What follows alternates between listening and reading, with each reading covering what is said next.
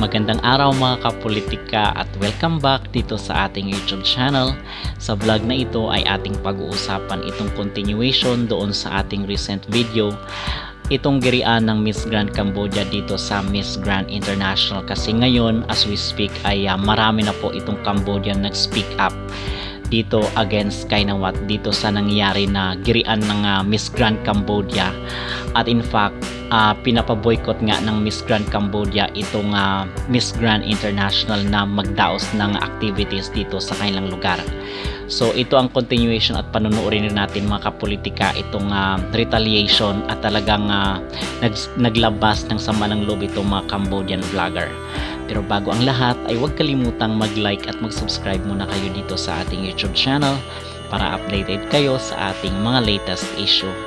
Ito po yung continuation doon sa ating napag-usapan recently na biglang nag-impake nga at in fact kinarga na lang po sa truck itong mga bag ng or maleta ng mga kandidata papunta sa Bangkok, Thailand dahil dito sa misunderstanding at talagang hindi pagkakaunawaan ni Nawat at dito ng kasi nga business partner, meron siyang business partner dito sa Cambodia.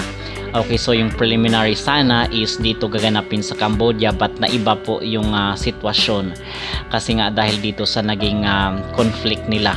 Okay, so ngayon is pinalipad na nga abruptly or on the spot yung mga kandidata papunta sa Bangkok, Thailand.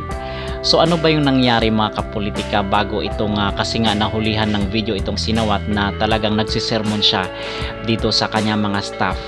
Ang nangyari pala dito is di ba nabanggit natin na umuulan dito sa Vietnam lately, and in fact doon nga sa Miss Cosmo is umuulan rin kung kaya minsan is nadi-disrupt yung venue.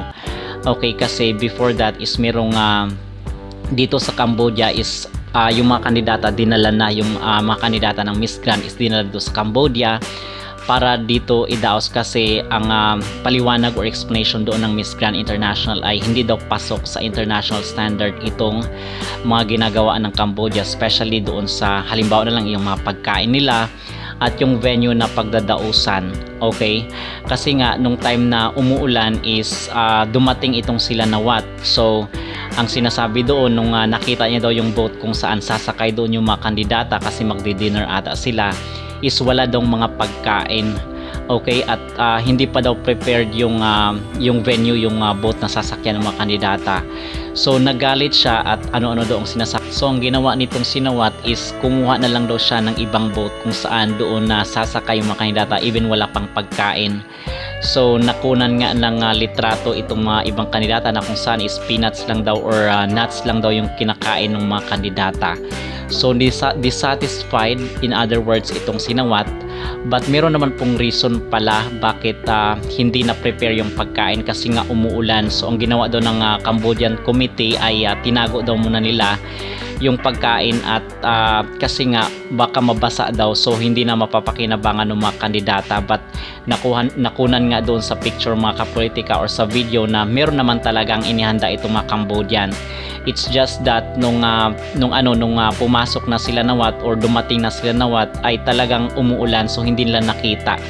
Okay, so ang sinasabi is hindi daw prepared at kung ano-ano ang sinasabi na hindi daw pasok sa kanyang taste itong ginawa ng Cambodia. So doon na sila pumunta sa ibang boat.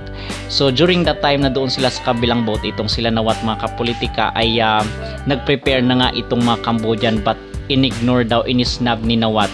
So in other words ay hindi daw nila pinansin itong ginawa ng Miss Grand Cambodia na kung saan is naghanda na sila ng pagkain doon sa boat na supposed to be yun ang original na magiging venue na kung saan sasakay doon yung mga kandidata. Okay, so hindi daw yung nagustuhan ng Cambodian and to the point na kinakailangan na mag-withdraw itong Cambodia kasi magkakaroon ng epekto yung maging desisyon dito at baka pag-initan pa siya ng CEO. So yun pala ang naging story dito mga kapolitika na kung saan is nakita ko lang din dito sa social media kasi nga meron ng mga translation so binabasa natin yung mga komento ng mga netizen. So after nun, after na mag-withdraw itong pinull out ni Nawat itong mga kandidata dito sa Cambodia kasi nga biglaan itong nagkaroon ng drama-drama itong Miss Thailand kasi syempre kababayan niya yan ay pinagtanggol niya itong si Nawat na sabi niya is natatakot daw siya sa mga security ng mga kandidata doon kasi nakita niya yung floor ng boat na kung saan doon supposed to be magdaos is hindi daw, parang slippery daw kasi nga umuulan mga kapolitika. So yun ang explanation po, umuulan. So alangan naman anong gagawin ng Cambodia. So wala, parang hindi nila kontrolado yung sitwasyon kumbaga. But iba yung story ni Thailand doon sa airport, na ang sinasabi niya is natatakot daw siya na kunwari is concern itong si Miss Thailand dito sa mga kandidata. So pinasama niya yung imahe base doon sa kanyang interview na meron pa siyang paiyak-iyak dito sa interview na masama ang naging imahe ng Cambodia doon sa kanyang naging interview. Okay, so at yung mga pagkain daw is hindi daw nila nagustuhan. So talagang sa side ng Cambodian ay masakit po yun sa kanilang part na parang na-humiliate sila at na-downgrade sila. Kumbaga, ganun na lang kababa yung kanilang class. So napakasakit itong ginawa dito sa mga Cambodian. And ngayon meron mga Cambodian, mga kapolitika nag-retaliate dito at nagrarant sa social media. So ilan lamang po itong video na ating ipapanood sa inyo na kung saan is nakita natin dito sa online. So ito na po ang video at ating panonoorin. This is the boat that you choose. And that's the picture you posted on your international page. Cambodia is banned from Miss Grand International Facebook page.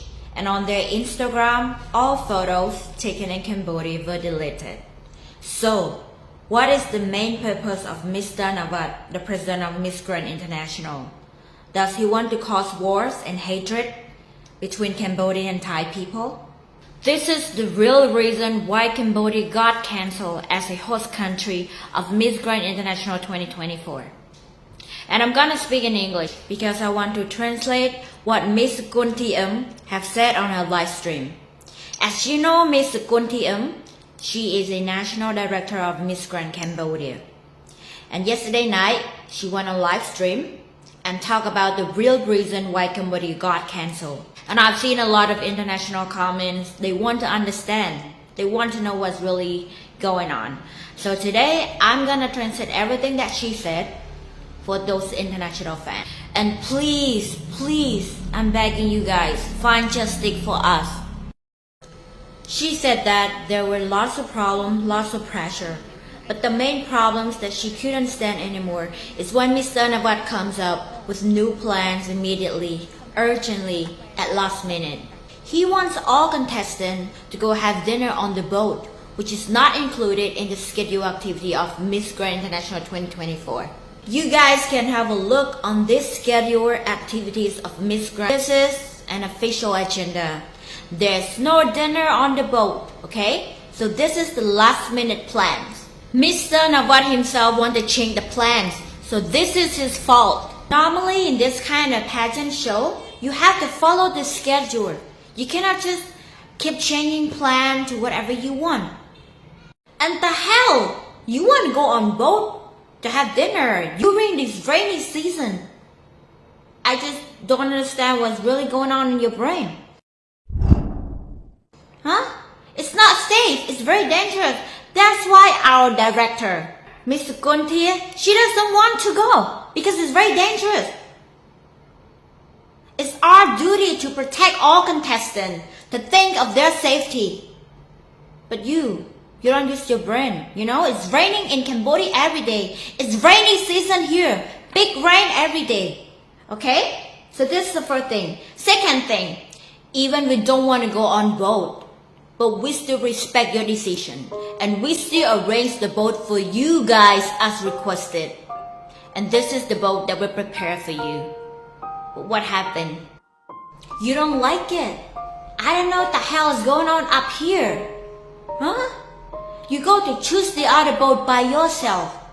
And this is the boat that you choose. And that's the picture you posted on your international page.